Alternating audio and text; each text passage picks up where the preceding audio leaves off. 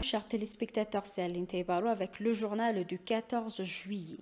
Le Premier ministre a appelé le peuple à défendre la survie du pays en tant qu'armée et à soutenir les forces de défense dans tous les domaines pour résister aux pressions externes et aux harcèlements internes. Il a rappelé que le gouvernement a mis en place un cessez-le-feu humanitaire distinct pour venir en aide à la population pendant la saison agricole et à garantir que l'aide est livrée sans excuse. Il a ajouté que le TPLF pousse les enfants et les jeunes dans une guerre inutile. Les forces de défense ont l'obligation morale de secourir ces enfants soldats. Selon le Premier ministre, lorsque le cessez-le-feu humanitaire a été conclu pour le bien du peuple, le groupe terroriste TPLF a abandonné l'agenda de la famine et a commencé à faire la guerre. La communauté internationale a oublié de parler d'aide et de famine et le junte a choisi de garder le silence même lorsqu'il s'agit d'élever des enfants.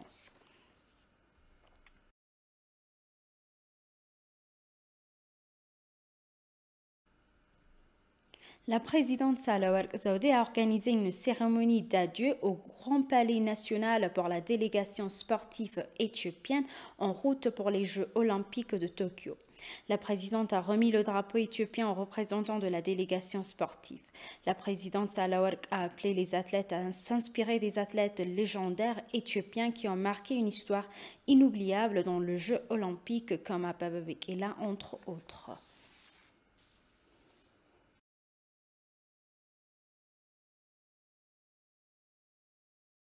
L'État régional d'Amara a fait une déclaration sur l'actualité. La déclaration du gouvernement régional sur l'actualité est le suivant. L'État régional d'Amara a déclaré qu'il renversera la menace qui pèse sur son existence en maintenant son unité. L'État régional a ajouté que le TPLF, l'ennemi du peuple d'Éthiopie et d'Amara, a commis de nombreuses atrocités contre l'État en tant que nation et a trahi leur dignité nationale et publique en sapant l'unité du pays et sa souveraineté. La question de la justice et de l'égalité que nous avons soulevée conjointement lorsque nous nous sommes associés à toutes les nationalités éthiopiennes dans la lutte contre l'oppression est un phénomène récent qui a créé un sentiment d'amertume dans le village de Tenché. Il est évident que le TPLF est la cause de beaucoup de mépris et de haine. Par la suite, ces tentatives répétées de déstabiliser le commandement nord dans la région du Tigray lui ont donné corps et âme. Sa tentative de traverser la frontière vers Amara a échoué, mais son massacre brutal de nos frères et sœurs innocents à Makaïdra ne sera pas oublié. Suite à cela, le gouvernement a entrepris un certain nombre d'activités pour faire respecter l'état de droit à tous les niveaux, ce qui a permis d'enregistrer de nombreux résultats. La République fédérale démocratique d'Éthiopie a profité du cessez-le-feu pour lancer une offensive massive contre le peuple éthiopien et la région d'Amara. Nous ne doutons pas que cette invasion ouverte de ce groupe terroriste sera condamnée par tous les Éthiopiens et continuera de renforcer son partenariat. Dans ce cas, le gouvernement et le peuple éthiopien savent clairement que la région d'Amara et ses habitants sont des victimes directes et proches de ce groupe terroriste. Par conséquent, nous appelons notre partenariat à combattre notre ennemi commun, reconnaissant que notre lutte est pour la survie de notre peuple et la souveraineté de notre pays. Le gouvernement régional invite notre peuple à se préparer et à attendre l'appel du gouvernement. Le terrorisme TNG a mobilisé le peuple du Tigray, des enfants aux adultes, en violation des lois internationales de la guerre en utilisant la force pour envahir notre région et notre pays. Par conséquent, les membres des forces de défense, les membres des forces spéciales et de la milice, les membres de la police populaire et des casques bleus, ainsi que les forces de sécurité de la région qui travaillent pour sauver le pays et le peuple, se souviendront toujours de la glorieuse histoire de vos sacrifices pour la souveraineté de votre pays et de votre peuple. Nous sommes convaincus que vous continuerez à remplir votre mission publique et nationale avec persévérance et détermination. Par conséquent, nous vous demandons d'être à nouveau la source de fierté pour votre pays en détruisant courageusement notre ennemi historique, sachant que tout le peuple éthiopien d'Amara est à vos côtés. Nous pensons que l'ensemble du peuple éthiopien doit tout mettre en œuvre pour renforcer l'état de droit contre le TPLF. Les terroristes peuvent être empêchés de détruire leur pays avec la détermination de la souveraineté et de l'intégrité territoriale de notre pays. La lutte pour la survie de tous les partis politiques concurrents, associations civiques et professionnelles, militants sociaux et professionnels des médias de la région requiert l'unité, la solidarité et la coopération de nous tous. Nous appelons tous les habitants de notre région, les habitants dans les zones urbaines et rurales, les universitaires et les natifs de notre région au pays et à l'étranger, les résidents et les investisseurs de notre région qui sont au service du pays et les gens dans diverses professions à jouer un rôle positif dans la lutte. En fin de compte, on s'entend que la lutte que nous avons engagée sont très amères et prennent beaucoup de temps. Nous avons toujours veillé à ce que la lutte du peuple de la région d'Amara ne réussisse pas dans le bénéfice mutuel du peuple éthiopien. L'Éthiopie s'est engagée à conclure avec succès les pourparlers menés par l'Union africaine sur le grand barrage de la Renaissance éthiopienne. Le ministre des Affaires étrangères a publié une déclaration sur les pourparlers tripartites sur le grand barrage de la Renaissance. Dans un communiqué, il a déclaré que l'Éthiopie s'est engagée à conclure avec succès les négociations avec l'Union. Il a déclaré que les négociations avec le syndicat sont un élément clé de la solution. Il a déclaré que le processus aidera également le pays à parvenir à un consensus sur des questions importantes. À cet égard, l'Éthiopie s'est engagée à mener à bien les négociations menées par l'Union et à parvenir à un résultat commun acceptable. L'Éthiopie est prête à travailler conformément aux recommandations formulées par le président de l'Union africaine. Il a également déclaré que l'Éthiopie encourage l'Égypte et le Soudan à négocier de bonne foi pour le succès des pourparlers. Le ministère a déclaré dans un communiqué qu'il était regrettable que les pourparlers aient été annulés et qu'ils soient utilisés à des fins politiques.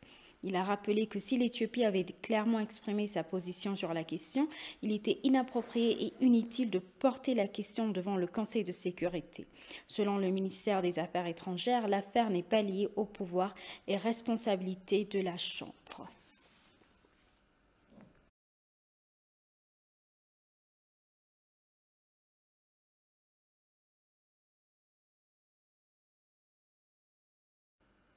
Le gouvernement de la République fédérale d'Éthiopie a exprimé sa déception face à la résolution de l'Union européenne sur la situation des droits de l'homme au Tigray, adoptée lors de la 47e session du Conseil des droits de l'homme et des Nations unies.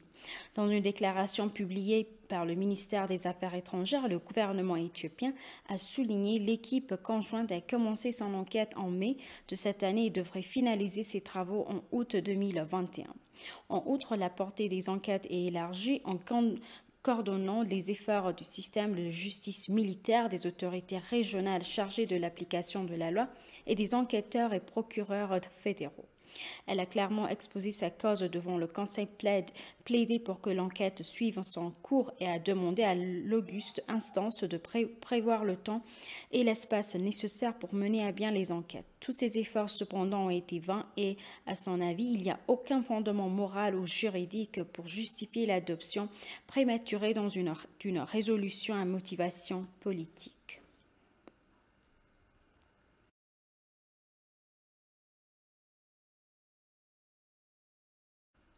Et pour conclure le journal, le ministère de l'Agriculture affirme que les campagnes massives de plantation d'arbres en cours dans différentes parties du pays sont déterminantes pour le projet phare du grand barrage de la Renaissance éthiopienne.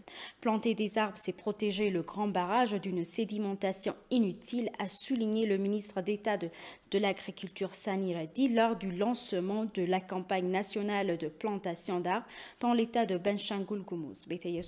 A plus.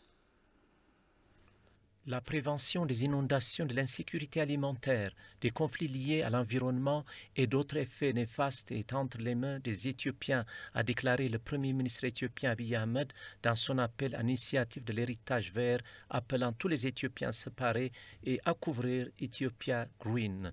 Le pays vise à planter 20 milliards d'arbres d'ici 2022. En cette saison des pluies seulement, des efforts sont en cours pour planter plus de 6 milliards d'arbres. Lors du lancement de la 3e campagne nationale de plantation d'arbres dans la région de Benshangul-Gumuz, le ministre d'État de l'Agriculture, Sani Reddy, a déclaré que la plantation massive d'arbres est en cours contribuerait à maintenir le bien-être du GERD en le protégeant de la sédimentation.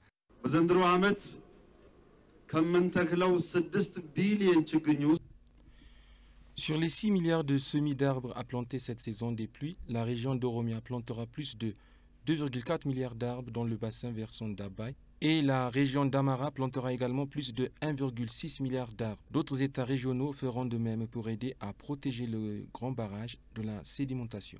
Cela contribuera également à augmenter sa quantité d'eau dans le réservoir.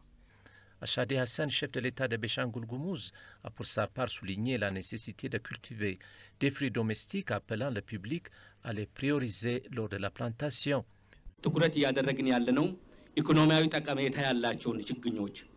Nous nous concentrons sur les arbres qui ont une importance économique. En plus de cela, nous pouvons garantir des avantages multiformes allant de la sécurité alimentaire à la protection de notre environnement. Béchangoul est par exemple bien connu pour sa production de mangue.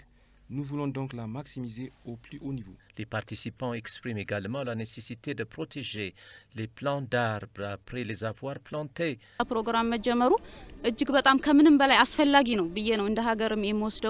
Je comprends personnellement l'importance environnementale et économique de la plantation des arbres. De telles initiatives doivent donc être intensifiées. De plus, nous devons les cultiver jusqu'à ce qu'ils puissent bien. Cette année, la campagne devient également régionale et 1 milliard de plants supplémentaires seront envoyés dans les pays voisins pour lancer un effort régional vers une Afrique verte.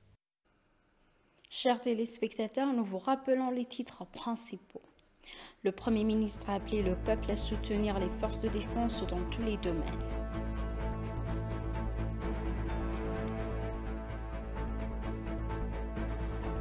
La présidence Alaouad Zodé a organisé une cérémonie d'adieu pour la délégation sportive éthiopienne pour les Jeux olympiques de Tokyo. Merci chers téléspectateurs, c'est la fin du journal. C'était Aline Taïbaro avec le journal. Restez avec nous avec le reste des programmes. Bonne journée.